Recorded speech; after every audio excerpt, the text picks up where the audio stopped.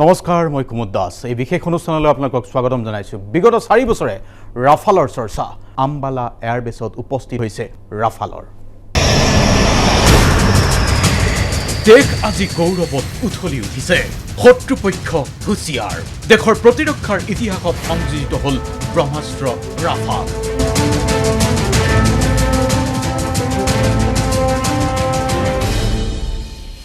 হাৰিয়ানাৰ আম্বালাৰ এয়াৰবেছত ফ্ৰান্সৰ পৰা অহা 5খনকৈ ৰাফাল যুদ্ধ বিমানে স্পৰ্শ কৰাৰ পিছতেই দেশ আজি গৌৰৱত উঠলি উঠিছে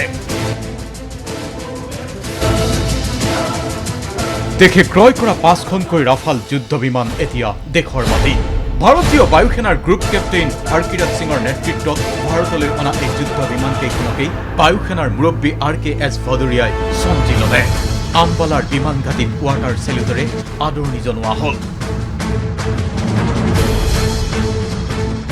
আৰু দেশৰ প্ৰতিৰক্ষাৰ ক্ষেত্ৰত নতুন ইতিহাস আজি সকলোৱে সেলুট দিছে ভাৰতীয় বায়ুসেনাক আজি সকলোৱে সেলুট দিছে ভাৰতীয় সেনাক দেশৰ সামৰিক ইতিহাসত এক নতুন যুগৰ সূচনা হ'ল আজি সেই কথা উল্লেখ কৰি টুইট দিছে দেশৰ প্ৰতিৰক্ষা মন্ত্ৰী ৰাজনাথ সিঙেও কিন্তু আজিৰ তাৰিখত প্ৰশ্নটো উঠিছে এই ৰাফালৰ বিশেষত্ব কি ভাৰতীয় বায়ুসেনা কিদৰে অধিক শক্তিশালী হৈ পৰিব এই ৰাফালৰ বাবে ৰাফাল এটা ফৰাচী শব্দ যাৰ অৰ্থ হ'ল অগ্নিপিণ্ড এই অগ্নিপিণ্ডই চুবুৰীয়া ৰাষ্ট্ৰসমূহৰ নিদ্ৰা হৰণ কৰিব নেকি যিয়ে ভাৰতক ৰঙা চকু দেখুৱাব খোজে তেওঁলোকৰ এতিয়া নিদ্ৰা হৰণ হ'ব নেকি এই ৰাফালক লৈ কাৰণ আমাৰ দেশৰ আম্বালা এয়াৰবেছত উপস্থিত হৈছে প্ৰায় 59,000 কোটিৰে ক্ৰয় কৰা এই ৰাফাল বিমান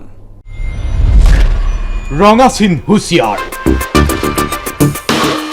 চীনক ৰুধিবলৈ সাজু ভাৰত আকাশ মাৰ্গেৰে চীনক ৰুধিব অগ্নিপিণ্ডই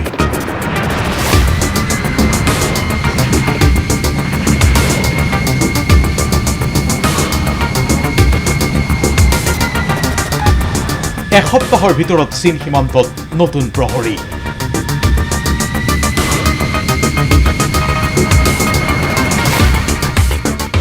আৰু মাত্ৰ কেইটামান মুহূৰ্তৰ অপেক্ষা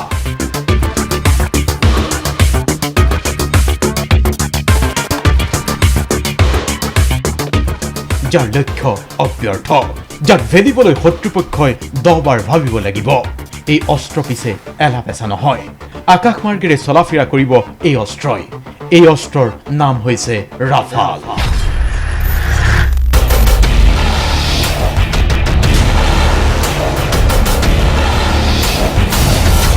ফৰাচী ভাষাত ইয়াৰ অৰ্থ অগ্নিপিণ্ড এই ৰাফালৰ শক্তিৰেই এতিয়া বলিয়ান হ'বলৈ ওলাইছে আমাৰ দেশ ভাৰতবৰ্ষ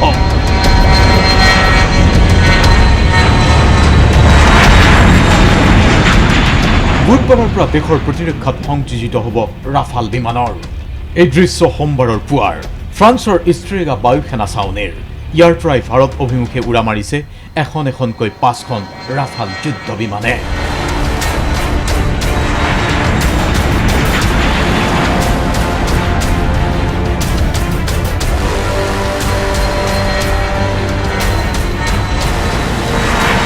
তীব্ৰ গৰ্জনেৰে গগনভেদী এনেকৈয়ে আম্বালা অভিমুখে বিমানকেইখন উৰা মাৰিছে বিমানকেইখন আহি প্ৰথমে ৰবহি ইউএৰি তাত বিশ্ৰাম লৈ পুনৰ উৰা মাৰিব এই বিমানকেইখনে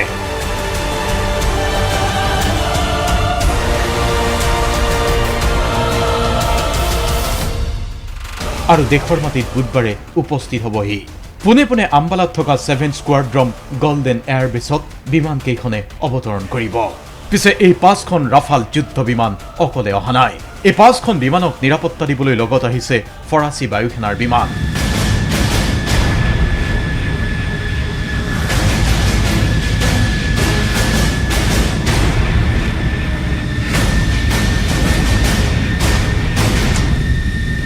আছে মাছ আকাশত তেল ভৰাব পৰাকৈ 2খন টেংকাৰ বিমানো বিগত 4 বছৰ ধৰি ৰাফালে বিশেষ চৰ্চাৰ কাৰণ হৈ আহিছে কিন্তু ৰাফালক লৈ এই উৎকণ্ঠাৰ কাৰণ কি আছে ৰাফালৰ শক্তি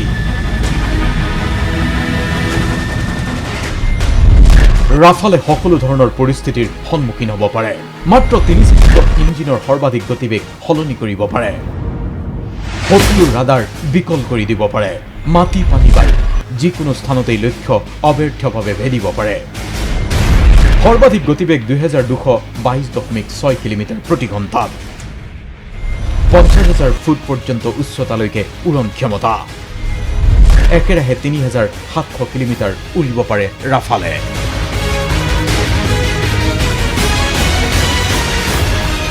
ইয়াৰ বাহিৰেও ৰাফালৰ আছে অন্য কিছু বিশেষত্ব।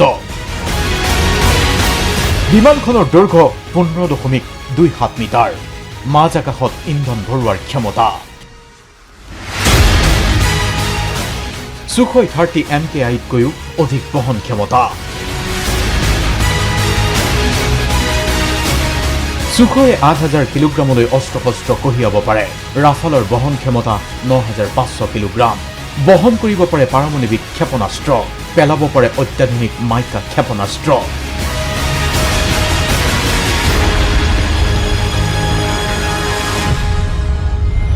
দীৰ্ঘ দূৰত্বভেদী স্কাল্প ক্ষেপণাস্ত্ৰ।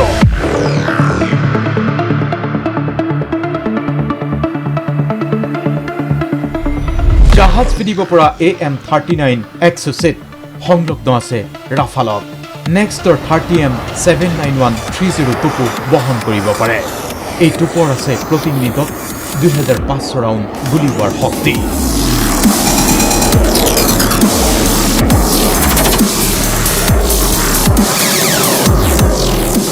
এই মহাশক্তিশালী ৰাফাল বিমান আহি পোৱাৰ এসপ্তাহৰ ভিতৰতেই সীমান্তত নিৰাপত্তাৰ দায়িত্ব চম্ভালি ল'ব ৰাফাল যুদ্ধ বিমানে। এই বিমান উৰণ আৰু মেৰামতিৰ প্ৰশিক্ষণ ল'বলৈ 12জন পাইলট আৰু অভিযন্তাই দীৰ্ঘদিন ধৰি ফ্ৰান্সত বাহৰ পাতি আছিল।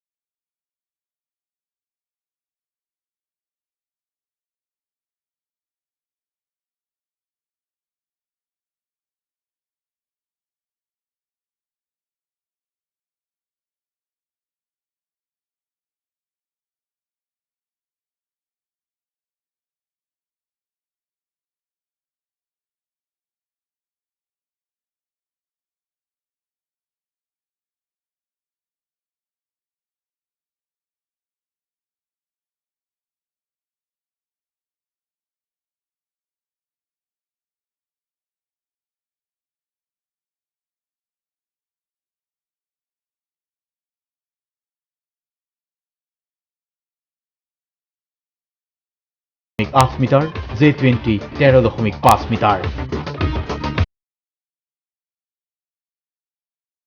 উচ্চতা 5.34 মিটাৰ, J-20 4.45 মিটাৰ। শক্তিৰ ফালৰ পৰা চাবলৈ গ'লেও বহু ক্ষেত্ৰত ৰাফাল বিমান চীনৰ J-20তকৈ উন্নত।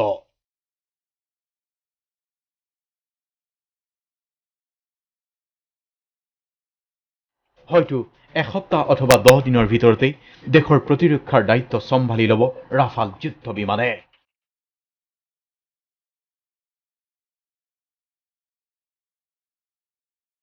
লাডাখৰ উত্তেজনাৰ মাজতেই ৰাফালক দায়িত্ব দিয়াটো দেশৰ প্ৰতিৰক্ষাৰ দিশৰ পৰাই হ'ব যথেষ্ট গুৰুত্বপূৰ্ণ।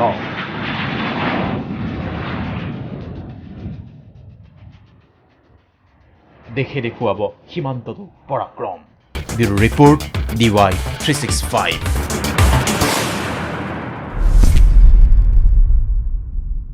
আকাশমাৰ্গত শক্তিৰ ক্ষেত্ৰত আমাৰ দেশ ভাৰতবৰ্ষ অতুলনীয়। অভূতপূৰ্ব শক্তি আছে আমাৰ দেশৰ বায়ুসেনাৰ। শত্ৰুৰ যিকোনো ৰণচালী, শত্ৰুৰ যিকোনো ষড়যন্ত্ৰ আৰু অভিসন্ধিক ওফৰাই দিব পৰা ক্ষমতা আছে আমাৰ সেনাৰ। আমাৰ ভাৰতীয় বায়ুসেনা সম্পূৰ্ণৰূপে সষ্টম আৰু সাজু। সমগ্ৰ বিশ্বৰ ভিতৰতেই এক সুনাম থকা সেনাৰ সংস্থা ভাৰতীয় বায়ুসেনা। এই বায়ুসেনাত কেৱল ৰাফালে নহয়, ইয়াৰ পূৰ্বে আপাচিকে ধৰি বহু যুদ্ধ বিমান বা যুদ্ধৰ হেলিকপ্টাৰ বা এটাক হেলিকপ্টাৰ সংযোজিত হৈছে। ভাৰতীয় বায়ুসেনাৰ শক্তি কিমান?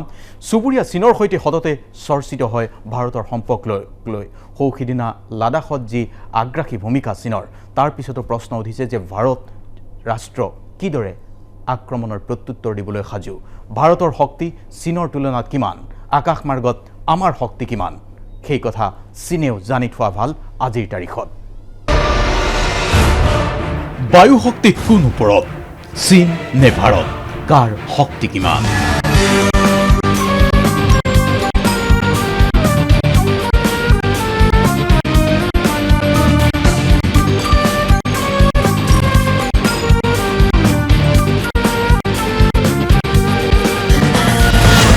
লাডাখক কেন্দ্ৰ কৰি সৃষ্টি হোৱা পৰিস্থিতিৰ পিছত নিশ্চয় এই প্ৰশ্নই খেলা কৰিছে বিভিন্নজনৰ মনত। যদিহে কোনো কাৰণত দুয়ো দেশ সমুখ সমৰত নামে তেনেহলে কাৰ হ'ব ক্ষতি বেছি, কাৰ হ'ব কম ক্ষতি। প্ৰথমেই চাওঁ আহক দুয়োখন দেশৰ বায়ুসেনাৰ শক্তি কিমান। ভাৰতীয় বায়ুসেনাৰ আছে 1,39,576 জন সক্ৰিয় সেনা। ইয়াৰ উপৰিও আছে 1,40,000 অতিৰিক্ত সেনা। বিমান হেলিকপ্টাৰৰ সংখ্যা 1,748তকৈও অধিক। পৃথিৱীৰ চতুৰ্থ বৃহৎ বায়ুসেনা ভাৰতীয় বিমান বাহিনী। ইয়াৰ তুলনাত চীনৰ বায়ুসেনা বাহিনীত আছে 3,98,000 সক্ৰিয় সেনা। বিমান হেলিকপ্টাৰৰ সংখ্যা 3,210তকৈ অধিক। চীনৰ বায়ুসেনা বাহিনী এছিয়াৰ বৃহৎ তথা পৃথিৱীৰ তৃতীয় স্থানত। যদিও বা চীনৰ বিমান বাহিনীত সেনাৰ শক্তি আৰু বিমান হেলিকপ্টাৰৰ সংখ্যা আমাৰ দেশতকৈ অধিক, তথাপিও যুদ্ধত সেনাৰ সংখ্যাতকৈ ৰণকৌশল কাৰিকৰী শক্তিৰ গুৰুত্ব সদায় বেছি। ৰণকৌশলত উন্নত সেনাবাহিনীয়ে বিশাল বাহিনী একোটাকো পৰাস্ত কৰাৰ উদাহৰণ ইতিহাসৰ পাতে পাতে।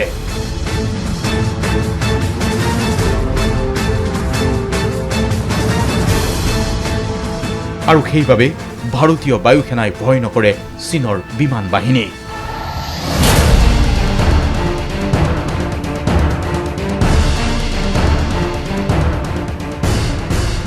চীনৰ বিমান বাহিনীক প্ৰত্যুত্তৰ দিব পৰাকৈ সাজু ভাৰতীয় বায়ুসেনা। বৰ্তমান ভাৰতীয় বায়ুসেনাৰ আছে অত্যাধুনিক সুখোই বিমান। শেহতীয়াকৈ বায়ুসেনাই আহৰণ কৰিছে ৰাফাল যুদ্ধ বিমানো, যাৰ শক্তিৰ ক্ষমতা বিশেষজ্ঞসকলে ইতিমধ্যেই স্বীকাৰ কৰিছে। আমিও এই অনুষ্ঠানতে দেখুৱাইছো ৰাফাল যুদ্ধৰ হেলিকপ্টাৰ আচলতে কি।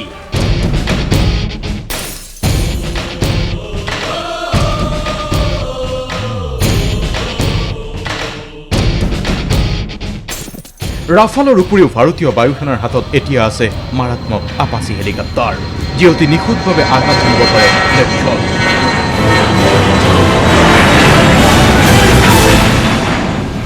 পূৰ্বৰ জাগুৱাৰ, মিৰাজ আদি যুদ্ধ বিমানসমূহো আপগ্ৰেড কৰা হৈছে প্ৰয়োজন অনুসৰি। ইয়াৰ উপৰিও বায়ুসেনাৰ হাতত আছে বিভিন্ন দূৰত্বভেদী বিধ্বংসী ক্ষেপণাস্ত্ৰ। আকাশী পথেৰে চোৰাংচোৱাৰ তথ্য আহৰণ কৰিব পৰা অত্যাধুনিক প্ৰযুক্তিৰ বিমান আৰু ইলেক্ট্ৰনিক ব্যৱস্থাও এতিয়া শেহতীয়াভাৱে উপলব্ধ হৈছে ভাৰতীয় বায়ুসেনাত। ৰাডাৰ প্ৰযুক্তিও আছে ভাৰতীয় বায়ুসেনাৰ।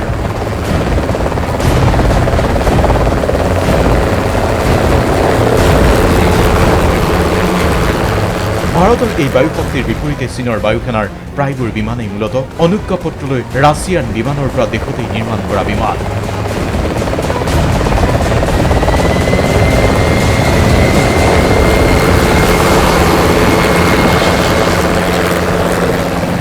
যি J-20 এতিয়া চীনৰ বায়ুসেনাৰ মেৰুদণ্ডস্বৰূপ হৈ পৰিছে, সেই বিমানত আচল শক্তিক লৈ বহু বিশেষজ্ঞৰ মনত আছে প্ৰশ্ন। পঞ্চম প্ৰজন্মৰ যুঁজাৰু বিমান হলেও চীনৰ এই বিমানখনক উত্তৰ দিব পৰাকৈ ভাৰতৰ হাতত এতিয়া উত্তৰ আছে, আৰু সেই উত্তৰেই হৈছে ৰাফাল বিমান।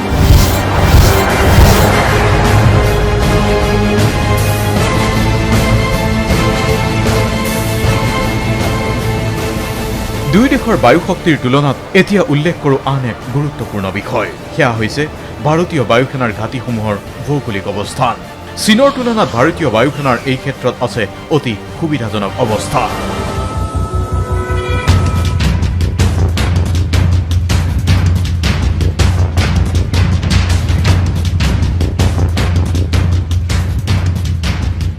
ভাৰতত পোনপটীয়াকৈ আঘাত হানিবলৈ হলে চীনৰ যুঁজাৰু বিমান উৰিব লাগিব তিব্বতৰ বিমান ঘাটিৰ পৰা।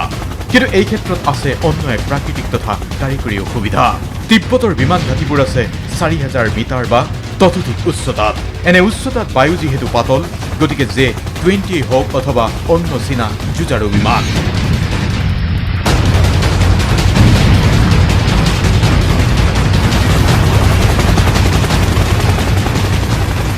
কেতিয়াও সম্পূৰ্ণ ইন্ধন আৰু মাৰণাস্ত্ৰৰে সুসজ্জিত হৈ লক্ষ্যৰ দিশে উৰি আহিব নোৱাৰিব।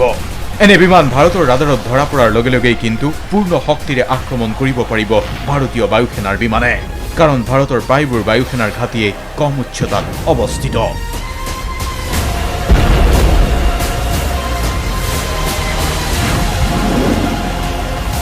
এতিয়া হয়তো আপোনাৰ মনত প্ৰশ্ন জাগিছে, দুয়ো দেশৰ বায়ুসেনা বা সামৰিক শক্তিৰ তাৰতম্যৰ আঁৰৰ কৌশল আচলতে কি? হয়, ইও এক অতি গুৰুত্বপূৰ্ণ বিষয়। ২০ শতিকাৰ ৮০ দশকৰ মাজ পৰ্যন্ত ভাৰতীয় বায়ুসেনাক গঢ়ি তোলা হৈছিল পাকিস্তানক যোগ্য প্ৰত্যুত্তৰ দিব পৰাকৈ এক শক্তি হিচাপে।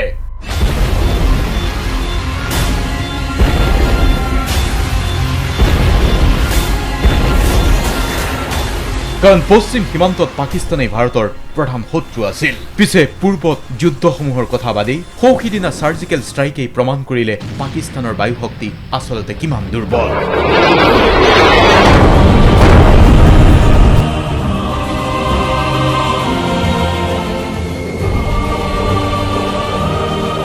কিন্তু আচৰিত কথা, পাকিস্তানক বাদ দি আন কোনো চুবুৰীয়াই শত্ৰুৰ ৰূপ ধাৰণ কৰিব পাৰে সেই কথা গুৰুত্ব সহকাৰে ভবাই হোৱা নাছিল অতদিনে। পিছে এতিয়া পৰিস্থিতিৰ সলনি হৈছে সেই পুৰণি দৃষ্টিকোণৰো, যাৰ বাবে ভাৰতীয় বায়ুসেনায়ো গ্ৰহণ কৰিছে এক প্ৰকাৰ লুকিছ পলিচি।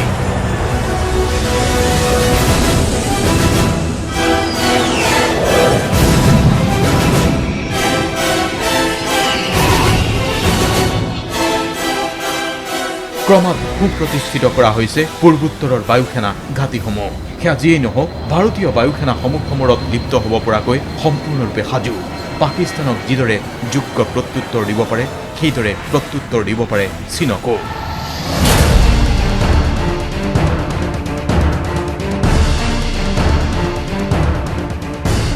হয়তো চুবুৰীয়া চীনে পাকিস্তানৰ বিমান ঘাটি ব্যৱহাৰ কৰিব পাৰে।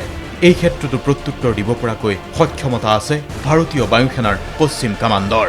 মুঠতে আকাশমাৰ্গত ভাৰতক দেশৰ মাটিক সুৰক্ষিত কৰিব পৰাকৈ ভাৰতীয় বায়ুসেনা সম্পূৰ্ণৰূপে শক্তিশালী। এতিয়া শত্ৰুৰ ৰঙা চকুক ভয় নকৰাকৈ সগৌৰৱে থিয় হ'ব পৰা শক্তি আছে ভাৰতীয় বায়ুসেনাৰ।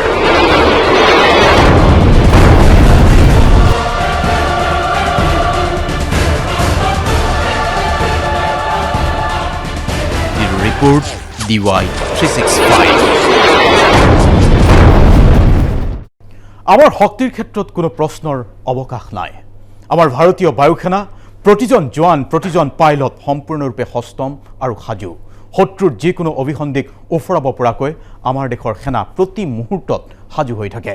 আজি আমি আপোনালোকক জনাইছোঁ আকাশমাৰ্গত আমাৰ শক্তি কিমান আৰু আকাশমাৰ্গত কিদৰে ভাৰতীয় বায়ুসেনাই প্ৰতিটো মুহূৰ্তত সৰ্বদা সষ্টম হৈ থাকে। প্ৰতিটো মুহূৰ্তত কিদৰে আমি এক বিশেষ মুহূৰ্তৰ বাবে অপেক্ষা কৰে। প্ৰতি মুহূৰ্তত আমাৰ ভাৰতীয় বায়ুসেনাই কিদৰে শত্ৰুৰ প্ৰতিটো অভিসন্ধিক জানিব পৰাকৈ সকলো ধৰণৰ ডিভাইচ লৈ সাজু থাকে, সেই কথা আজি আপোনাক ক'ব খুজিছোঁ। ইয়াৰ পূৰ্বে অৰ্থাৎ ৰাফালৰ পূৰ্বে ভাৰতীয় বায়ুসেনাত সংযোজিত হৈছিল আন এখন এটাক হেলিকপ্টাৰ। সেই এটাক হেলিকপ্টাৰ হৈছে আপাচি। এই আপাচি হেলিকপ্টাৰৰ আছে বিশেষ কেতবোৰ বিশেষত্ব। এই আপাচিৰ বিশেষত্বৰ বিষয়ে আপোনাক এইবাৰ ক'ব খুজিছোঁ। ভাৰতীয় বায়ুসেনাৰ অন্য এক শক্তি AH-64 আপাচি হেলিকপ্টাৰ।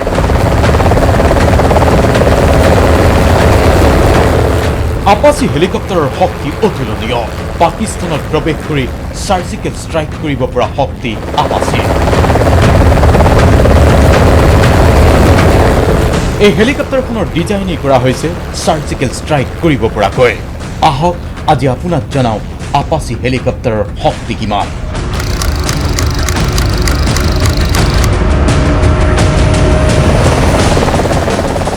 আপাচিৰ উচ্চতা 4.64 মিটাৰ। আপাচিৰ ওজন 6,838 কিলোগ্ৰাম। আপাচিৰ গতিবেগ ঘণ্টাত 284 কিলোমিটাৰ। আপাচিৰ ইঞ্জিন দুটা।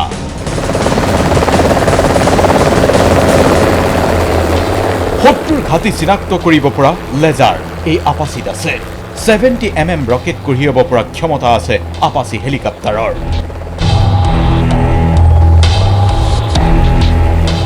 $30 mm অট'মেটিক গান, য'ত 1200 শক্তিশালী গুলী ভৰাব পৰাও ব্যৱস্থা আছে এই আপাচি হেলিকপ্টাৰত। দীৰ্ঘ দূৰত্বভেদী অস্ত্ৰ আৰু প্ৰতিটো বতৰত চলিব পৰা আপাচি নিশাৰ অন্ধকাৰতো শত্ৰুৰ ঘাটিত আক্ৰমণ কৰিব পৰা ক্ষমতা আছে এই আপাচি হেলিকপ্টাৰৰ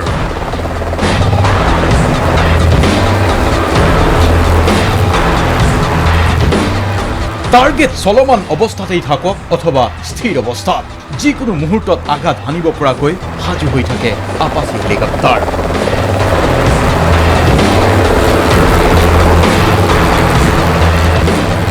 এই আপাচি হেলিকপ্টাৰৰ বাবেই এতিয়া চুবুৰীয়া বহু দেশৰ মূৰৰ কামৰণি ভাৰতীয় বায়ুসেনা অধিক শক্তিধৰ হৈ পৰিছে এই আপাচি হেলিকপ্টাৰ ভাৰতীয় বায়ুসেনাত চামিল হোৱাৰ পিছতেই আপাচিৰ আৰু আছে অন্যান্য বিশেষত্ব 16 ফুট উচ্চ আৰু 18 ফুট প্ৰস্থৰ আপাচিত দুজনকৈ পাইলট আপাচিৰ ফ্লাইং ৰেঞ্জ হৈছে 550 কিলোমিটাৰ 16টা এণ্টি টেংক মিছাইল বহন কৰিব পৰা ক্ষমতা আছে আপাচিৰ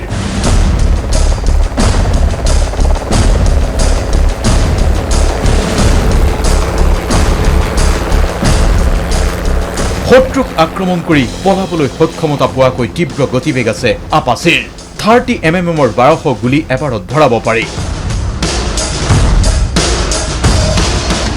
ৰাডাৰতো ধৰা নপৰাকৈ পাৰ হ'ব পৰা আপাচিৰ হেলিকপ্টাৰৰ আছে বিশেষ ক্ষমতা 2 ঘণ্টা 45 মিনিট পৰ্যন্ত একেৰাহে উৰিব পৰা ক্ষমতা আছে আপাচি হেলিকপ্টাৰৰ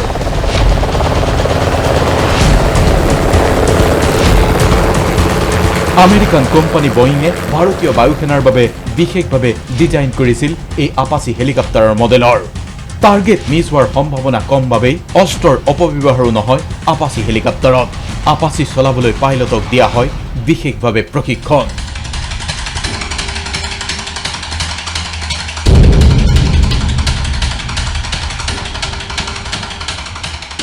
$21 কোটি পৰ্যন্ত খৰচ হয় এই হেলিকপ্টাৰৰ বাবে এজন পাইলটৰ প্ৰশিক্ষণত এই আপাচিৰে আছে শক্তিৰ ক্ষেত্ৰত অন্য এক ইতিহাস যুদ্ধবিধ্বস্ত আফগানিস্তান আৰু ইৰাকত ব্যৱহাৰ কৰা হৈছিল এই আপাচি হেলিকপ্টাৰ আমেৰিকান সৈন্যই ব্যৱহাৰ কৰি সুফল পাইছিল আফগানিস্তান কিংবা ইৰাকত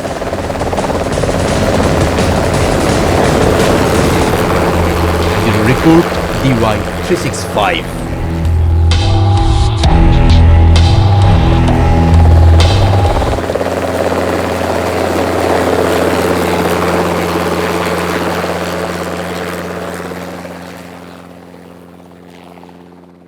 এই মুহূৰ্তত আমি এটা সৰু বাণিজ্যিক বিৰতি ল'ম বিৰতিৰ পিছত আপোনাক জনাম ভাৰতীয় বায়ুসেনাৰ হাতত এই পৰ্যন্ত কি কি বিশেষ হেলিকপ্টাৰ আছে সেই বিষয়ে কম কিন্তু সৰু এটা বাণিজ্যিক বিৰতি লৈছো এইখিনি সময়ত আমি আপোনাক জনাব খুজিছো যে ভাৰতীয় সেনাৰ হাতত ভাৰতীয় বায়ুসেনাৰ হাতত কি কি হেলিকপ্টাৰ আছে ভাৰতীয় বায়ুসেনাৰ হেলিকপ্টাৰৰ ক্ষেত্ৰত 4বিধ বিশেষ হেলিকপ্টাৰ আছে আৰু সেই হেলিকপ্টাৰসমূহৰ কথা আপোনাক এই মুহূৰ্তত কব খুজিছো হেভি লিফ্ট হেলিকপ্টাৰৰ কথা যদি কোৱা যায় তেনেহলে হেভি লিফ্ট হেলিকপ্টাৰৰ ক্ষেত্ৰত প্ৰথমেই নাম আহিব Mi-26 ৰাছিয়াৰ নিৰ্মিত সামৰিক কামকাজৰ লগতে অসামৰিক ক্ষেত্ৰতো এই হেলিকপ্টাৰ ব্যৱহৃত হয় Mi-26 বিশ্বৰ আটাইতকৈ শক্তিশালী হেলিকপ্টাৰ হিচাপে পৰিচিত আৰু ভাৰতীয় বায়ুসেনাৰ ইণ্ডিয়ান এয়াৰফৰ্চৰ নৰ্দাৰ্ণ ৰেঞ্জৰ হাতত আছে এই Mi-26 বিশেষ হেলিকপ্টাৰ ভাৰতীয় বায়ুসেনাই ব্যৱহাৰ কৰা এই হেলিকপ্টাৰৰ বহন ক্ষমতা 20,000 কিলোগ্ৰাম পৰ্যন্ত কাৰ্গো অৰ্থাৎ বিভিন্ন বয়বস্তু কঢ়িয়াব পাৰে এই Mi-26 হেলিকপ্টাৰে 20,000 কিলোগ্ৰাম পৰ্যন্ত অন্য এখন মই হেভি লিফ্ট হেলিকপ্টাৰৰ কথা ক'ব খুজিছোঁ আৰু সেইখন হৈছে চিনুক দুটা ইঞ্জিন থকা বিশেষ হেলিকপ্টাৰ চিনুক আৰু বয়িং ডিফেন্স স্পেচ এণ্ড ছিকিউৰিটিৰ দ্বাৰা নিৰ্মিত হৈছিল এই চিনুক হেলিকপ্টাৰ হাই অল্টিটিউডত ব্যৱহৃত হয় অৰ্থাৎ যিবোৰ পাহাৰীয়া এলেকা বা হিমালয়ৰ পাত দেশৰ যিবোৰ এলেকা য'ত নিৰাপত্তাৰ ক্ষেত্ৰত ভাৰতীয় বায়ুসেনাই টহল দিয়ে সেইবোৰ এলেকাত চিনুক হেলিকপ্টাৰ ব্যৱহৃত হয় আৰু ভাৰতীয় বায়ুসেনাৰ হাতত কেইবাটাও ভেৰাইটি আছে CH-47 CH-47D আৰু এই চিনুক হেলিকপ্টাৰৰ বহন ক্ষমতা হৈছে 11,000 কিলোগ্ৰাম এতিয়া মই আপোনালোকক ক'ব খুজিছোঁ মিডিয়াম ট্ৰান্সপোৰ্ট এয়াৰক্ৰাফ্টৰ বিষয়ে আৰু এয়া হৈছে Mi-17 বেচিক নিড হেলিকপ্টাৰৰ পৰা উন্নীত কৰা এটা মডেল Mi-8M সিৰিজ বুলিও যাক কোৱা হয় ৰাছিয়ান আৰ্ম ফৰ্চে ব্যৱহাৰ কৰা এই হেলিকপ্টাৰ ৰাছিয়াৰ পৰা অনুজ্ঞাপত্ৰ লৈ Mi-17 উন্নীত কৰা হৈছে বা ইয়াক প্ৰয়োজনত গান সংযোজিত কৰিব পাৰি বা বন্দুক সংযোজিত কৰিব পাৰি দৰকাৰতিয়ক এটাক হেলিকপ্টাৰ হিচাপেও ব্যৱহাৰ কৰাৰ সুযোগ আছে এয়া হৈছে Mi-17 হেলিকপ্টাৰ আৰু Mi-17 হেলিকপ্টাৰৰ কেৰিং কেপাচিটি বহন ক্ষমতা হৈছে 5000 কিলোগ্ৰাম। এতিয়া আপোনাক ক'ব খুজিছোঁ মই যে ইউটিলিটি হেলিকপ্টাৰৰ বিষয়ে। ইউটিলিটি হেলিকপ্টাৰ হৈছে ড্ৰুপ হেলিকপ্টাৰ নিৰ্মাণ কৰিছে হিন্দুস্তান এৰোনটিক্স লিমিটেডে। 1992 চনৰ আগষ্টত প্ৰথম উৰণ হৈছিল আৰু এই হেলিকপ্টাৰখন অৰ্থাৎ ইউটিলিটি হেলিকপ্টাৰ হিচাপে ড্ৰুপ সামৰিক ক্ষেত্ৰত আৰু অসামৰিক ক্ষেত্ৰত দুইটা ক্ষেত্ৰতে ব্যৱহৃত হয়। ভাৰতীয় বায়ুসেনাই ব্যৱহাৰ কৰে, ভাৰতীয় নৌসেনাই ব্যৱহাৰ কৰে, ভাৰতীয় সেনাই ব্যৱহাৰ কৰে। ইয়াৰ উপৰিও ইণ্ডিয়ান কোষ্ট গাৰ্ড আৰু BSF বৰ্ডাৰ ছিকিউৰিটি ফ'ৰ্চেও ব্যৱহাৰ কৰে। এই ইউটিলিটি হেলিকপ্টাৰ ড্ৰুপ বিভিন্ন কাম কাজত ব্যৱহৃত হয়। ইয়াৰ পিছত মই ক'ব খুজিছোঁ আন এখন হেলিকপ্টাৰ, সেয়া হৈছে চেটক, এটা ইঞ্জিনৰ light utility helicopter Chetak helicopter প্ৰথমে ফ্ৰান্সৰ এটা কোম্পানীয়ে বনাইছিল যদিও হিন্দুস্তান এৰোনটিক্স লিমিটেডে ইয়াক লাইচেঞ্চ লৈ ভাৰতীয় পৰিৱেশৰ বাবে উন্নীত কৰাৰ ব্যৱস্থা কৰে। ইয়াৰ বহন ক্ষমতা 6 জন আৰোহী বা 500 কিলোগ্ৰাম। ইয়াৰ পিছত আহে চিটা অন্য এখন হেলিকপ্টাৰ, যিখন হেলিকপ্টাৰ টাৰ্বো হেলিকপ্টাৰ বা এইখন হেলিকপ্টাৰকো হিন্দুস্তান এৰোনটিক্স লিমিটেডে বিশেষভাৱে উন্নীত কৰিছিল। 3 জন আৰোহীক কঢ়িয়াব পৰা ক্ষমতা আছে এই চিটা হেলিকপ্টাৰৰ আৰু অথবা 100 কিলোগ্ৰাম ওজন কঢ়িয়াব পৰা ক্ষমতা আছে এই চিটা হেলিকপ্টাৰৰ। চিটা বা চেটক ৰেস্কিউ অপাৰেশ্যন, উদ্ধাৰ অভিযানত, বানপানী হওক বা বিভিন্ন দুৰ্যোগপূৰ্ণ মুহূৰ্তত এই হেলিকপ্টাৰ দুখন চিটা আৰু চেটক দুইখন হেলিকপ্টাৰেই ব্যৱহাৰ কৰে ভাৰতীয় বায়ুসেনাই বা অন্যান্য ক্ষেত্ৰতো ব্যৱহাৰ হয় ইণ্ডিয়ান এয়াৰফ'ৰ্চৰ। এতিয়া মই ক'ব খুজিছোঁ এটাক হেলিকপ্টাৰ, যি এটাক হেলিকপ্টাৰক লৈয়ে আজিৰ এই অনুষ্ঠান আমি আৰম্ভ কৰিছিলোঁ ৰাফালক লৈ। ৰাফালৰ কথা ইতিমধ্যে আপুনি গম পাইছে আৰু ৰাফালৰ কথা আমি কৈছোঁ। ইতিমধ্যে কৈছোঁ আপোনাক আপাচি হেলিকপ্টাৰৰ কথা, যি আপাচি হেলিকপ্টাৰ সাৰ্জিকেল ষ্ট্ৰাইকৰ বাবে আপাচি হেলিকপ্টাৰ ব্যৱহাৰ কৰা হয়। আৰু লগতে আপোনাক কৈছোঁ এটাক হেলিকপ্টাৰ হিচাপে আমাৰ ভাৰতীয় বায়ুসেনাৰ হাতত আছে আন এখন হেলিকপ্টাৰ ৰুদ্ৰ। এই ৰুদ্ৰ হেলিকপ্টাৰৰ পাইলটৰ হেলমেটত সংযোজিত থাকে কেমেৰা আৰু এই কেমেৰাৰ দ্বাৰা দিশ নিৰ্ণয় কৰি আক্ৰমণ সংগঠিত কৰিব পাৰি। 20 mm গুলি পৰ্যন্ত এই ৰুদ্ৰৰ জৰিয়তে চলাব পাৰি। লগতে এই 2011 চনৰ 16 আগষ্টৰ পৰা এই ৰুদ্ৰ হেলিকপ্টাৰ ব্যৱহাৰ কৰা হৈ আহিছে আৰু 14 জন আৰোহীক কঢ়িয়াব পৰা ক্ষমতা আছে ৰুদ্ৰ এটাক হেলিকপ্টাৰৰ। ইয়াৰ বাহিৰেও অন্যান্য কেতবোৰ হেলিকপ্টাৰৰ পৰীক্ষা নিৰীক্ষা চলি আছে। হিন্দুস্তান এৰোনটিক্স লিমিটেডৰ ফালৰ পৰাও এখন হেলিকপ্টাৰ বিশেষভাৱে পৰীক্ষা কৰা হৈছে আৰু সেইখন হৈছে লাইট কম্বেট হেলিকপ্টাৰ। এতিয়াও পৰীক্ষামূলক অৱস্থাতে আছে এই হেলিকপ্টাৰ। গতিকে মই আপোনাক জনালোঁ আজিৰ তাৰিখত যে ভাৰতীয় বায়ুসেনাৰ হাতত যি 4 প্ৰকাৰৰ হেলিকপ্টাৰ আছে সেই হেলিকপ্টাৰসমূহৰ বিষয়ে আপোনালোকক কিছু আভাস দিয়াৰ চেষ্টা কৰিলোঁ। Heavy lift helicopter, medium lift helicopter, attack helicopter আৰু ইউটিলিটি হেলিকপ্টাৰ, আৰু এই 4বিধ হেলিকপ্টাৰেই ব্যৱহাৰ কৰা হয় ভাৰতীয় বায়ুসেনাৰ দ্বাৰা। সেই বিষয়ে আপোনাক এটা সবিশেষ ধাৰণা দিবলৈ প্ৰয়াস কৰিলোঁ যে ভাৰতীয় বায়ুসেনাৰ হাতত কিমান পৰিমাণৰ হেলিকপ্টাৰ আছে বা কিমান পৰিমাণৰ সাজ সৰঞ্জাম আছে সেয়া আপুনিও জানে। এই মুহূৰ্তত ভাৰতীয় বায়ুসেনা দেশৰ শক্তিধৰটো হয়ে, দেশৰ এছিয়াৰ ভিতৰতো শক্তিধৰ হয়ে বিশ্বৰ শক্তিধৰ ৰাষ্ট্ৰসমূহৰ মাজতো ফেৰ মাৰিব পৰা এখন ৰাষ্ট্ৰত পৰিণত হৈছে আমাৰ দেশ ভাৰতবৰ্ষ। গতিকে আমাৰ দেশৰ ভাৰতীয় সৈন্যৰ, আমাৰ দেশৰ বায়ুসেনাৰ এনে অদম্য শক্তিমূলক লৈ আমিও আজি গৌৰৱ কৰোঁ। আকৌ এবাৰ চেলিউট দিওঁ ভাৰতীয় বায়ুসেনাক। আজি ভাৰতীয় বায়ুসেনাৰ শক্তিৰ বিষয়ে আপোনালোকক জনাইছোঁ। ভাৰতীয় বায়ুসেনা অতুলনীয় শক্তিৰ অধিকাৰী, সেই কথা আপুনিও অনুমান কৰিছে। কিন্তু আজিৰ তাৰিখত কেৱল ভাৰতীয় বায়ুসেনাৰ শক্তিয়ে যে আমাৰ শক্তি তেনেকুৱা নহয়, আমাৰ স্থলসেনা, আমাৰ নৌসেনাৰো অনন্য শক্তি আছে, সেই বিষয়ে কম। কিন্তু সৰু এটা বাণিজ্যিক বিৰতি লৈছোঁ। বিৰতিৰ পিছত পুনৰ উভতি আহিছোঁ আমাৰ এই বিশেষ অনুষ্ঠানলৈ। আজি আমি অগ্নিপিণ্ড অনুষ্ঠানৰ নাম দিছোঁ আৰু অগ্নিপিণ্ডত আমি কৈছোঁ ৰাফালৰ কথা। ৰাফাল মানেই হ'ল ফৰাচী ভাষাত অগ্নিপিণ্ড। অগ্নিপিণ্ড এতিয়া আমাৰ হাতত। অগ্নিপিণ্ড এতিয়া ভাৰতীয় বায়ুসেনাৰ অদম্য শক্তি, সেই কথা আপুনি গম পাইছে। কিন্তু এই মুহূৰ্তত ভাৰতীয় বায়ুসেনাৰ আৰু কেতবোৰ শক্তিৰ বিষয়ে আপোনাক কিছু আভাস দিব খুজিছোঁ। কেৱল মাত্ৰ যুদ্ধত ব্যৱহৃত হেলিকপ্টাৰ বা এটাক হেলিকপ্টাৰে নহয়, আমাৰ ভাৰতীয় বায়ুসেনাৰ বিভিন্ন হেলিকপ্টাৰৰ উপৰিও বিভিন্ন যুদ্ধ বিমান আছে। সুখৈৰ কথা আপুনি নজনা নহয়। সুখৈ আমাৰ তেজপুৰতো আছে। সুখৈৰ উপৰিও মিগ আছে বা অন্যান্য কেতবোৰ ভাৰতীয় বায়ুসেনাৰ অদম্য শক্তি আছে, যিয়ে অতন্দ্ৰ প্ৰহৰীৰ দৰে স্বাধীনতাৰ আজি কেইবাটাও দশক পাৰ হৈ যোৱাৰ পিছতো সেনাই শক্তি হিচাপে ব্যৱহাৰ কৰি আহিছে এইসমূহ যুদ্ধ বিমানক। সেই শক্তিৰ বিষয়ে আৰু এটা আভাস আপোনাক দিব খুজিছোঁ এই অনুষ্ঠানত। সাৱধান শত্ৰুপক্ষ, সাৱধান চীন, সাৱধান পাকিস্তান। এতিয়া আৰু কাৰো ৰঙা চকুলৈ ভয় নকৰে ভাৰতে। বৰ্তমান ঊৰ্ধ্বগামী ৰূপত ভাৰতৰ সামৰিক শক্তি। বিশ্বৰ সৰ্বশক্তিমান দেশৰ চকুত হৈ এতিয়া আগবাঢ়িব ভাৰত।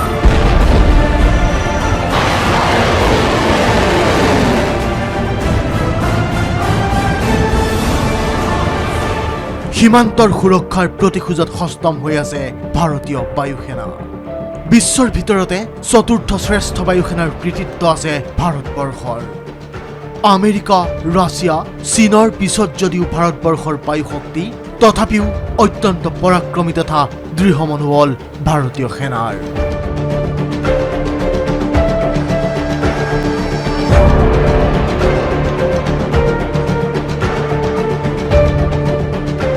শত্ৰুপক্ষক ৰুধিবলৈ ভাৰতৰ হাতত এতিয়া সক্ৰিয় ৰূপত আছে 900খনতকৈও অধিক অত্যাধুনিক যুদ্ধ বিমান। ইয়াৰ ভিতৰত অন্যতম Sukhoi Su-30 MKI, Tejas, mirage 2000, MiG-29, MiG-21 আৰু জেগুৱাৰৰ দৰে শক্তিশালী যুঁজাৰু বিমান। এই লিষ্টত ৰাফেল সমূহৰ লগে লগে ভাৰতীয় বায়ুসেনাৰ শক্তি বৃদ্ধি পালে দুগুণে।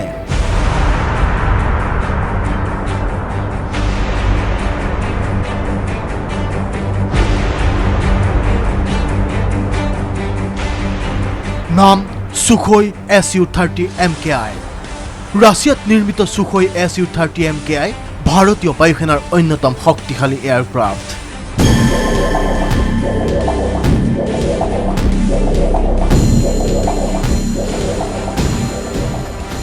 ভাৰতীয় বায়ুসেনাৰ হাতত আছে 272খন সক্ৰিয় সুখোই Su-30 MKI। দুটা ইঞ্জিনযুক্ত যুদ্ধ বিমানখনত 2জন পাইলটৰ বাবে আছে আসন। এই যুদ্ধ জাহাজে ব্ৰাহ্মছৰ দৰে ছুপাৰছনিক ক্ষেপণাস্ত্ৰ কঢ়িয়াই নি পলকতে ধ্বংস কৰিব পাৰে শত্ৰুপক্ষৰ বৰ্বৰ ঘাটি। অত্যাধুনিক সুখোয়ে 3000 কিলোমিটাৰ পৰ্যন্ত একোটা লক্ষ্যক টাৰ্গেট কৰিব পাৰে। যদিও এই বিমান অত্যন্ত গধুৰ, তথাপিও সুখোইৰ গতিবেগ অতি ক্ষীপ্ৰ, প্ৰতি ঘণ্টাত 2100 কিলোমিটাৰ।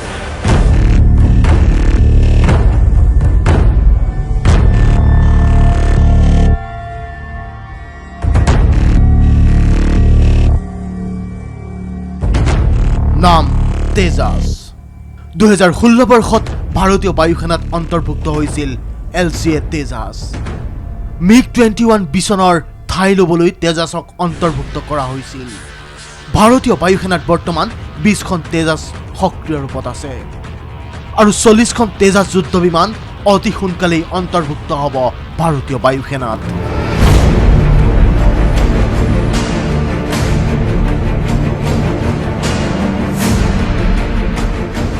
তেজাছৰ শক্তি হ'ল air to air missile, laser guided missile আৰু মেক ইন ইণ্ডিয়া অস্ত্ৰ মিছাইল।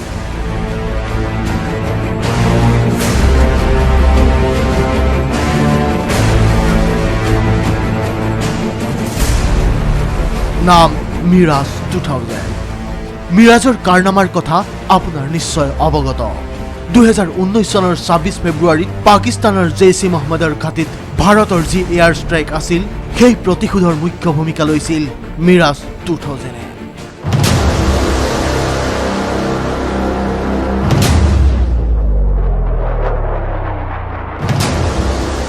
আপোনাক জনাই থওঁ যে ভাৰতীয় বায়ুসেনাত বৰ্তমান 57খন মিৰাজ 2000 জেট বিৰাজমান। এই বিমানখনৰ সবাতোকৈ গুৰুত্বপূৰ্ণ কথাটো হ'ল এই ফাইটাৰ বিমানখনে যিকোনো দেশৰ সীমাক অতিক্ৰমি নিজৰ দুৰ্দান্ত কাৰ্য সংঘটিত কৰিব পাৰে।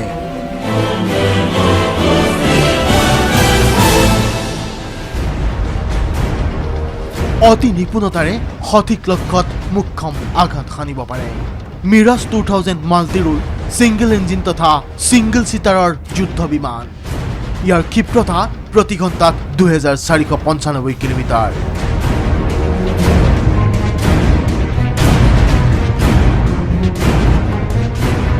নাম MiG-29।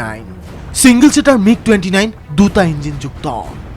এই ফাইটাৰ জেটৰ গতিবেগ ধুমুহাৰ দৰেই ক্ষিপ্ৰ, প্ৰতি ঘণ্টাত 2445 কিলোমিটাৰ বেগেৰে টাৰ্গেটত আঘাত সানিব পাৰে MiG-29-এ। ভাৰতীয় বায়ুসেনাত 69খন MiG-29 বিমান এতিয়া সক্ৰিয়। অত্যাধুনিক অস্ত্ৰৰে সুসজ্জিত মিগৰ সহায়ত air to air, air to surface আৰু এণ্টি শ্বিপিং অপাৰেশ্যন সঠিক ৰূপত সম্পন্ন কৰিব পাৰে।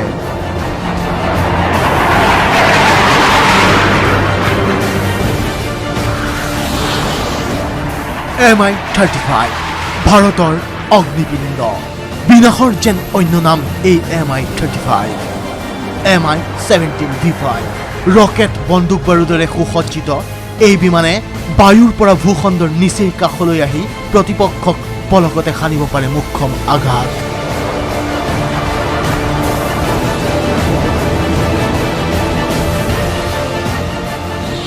IL-76 আৰু AN-32 যিকোনো স্থানলৈ যুদ্ধ বিমান টেংক আদি কঢ়িয়াই নি ভাৰতীয় সেনাৰ শক্তি বৃদ্ধি কৰোৱাই হৈছে IL-76 অথবা AN-32ৰ মুখ্য উদ্দেশ্য Hercules C-130J special operation aircraft ভাৰতীয় বায়ুসেনাৰ অন্যতম শক্তি এই হাৰকিউলিছ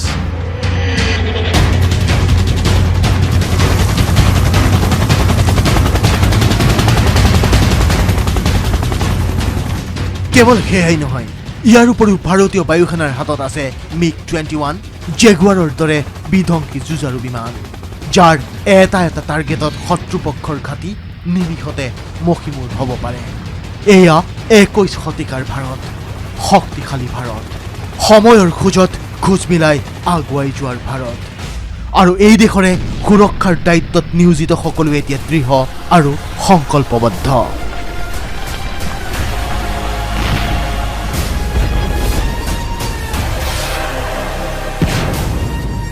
যিকোনো পৰিৱেশ পৰিস্থিতিৰ সৈতে মোকাবিলা কৰিবলৈ সাজু ভাৰত শত্ৰুপক্ষ হুঁচিয়াৰ হুঁচিয়াৰ চীন হুঁচিয়াৰ পাকিস্তান কিংবা নেপাল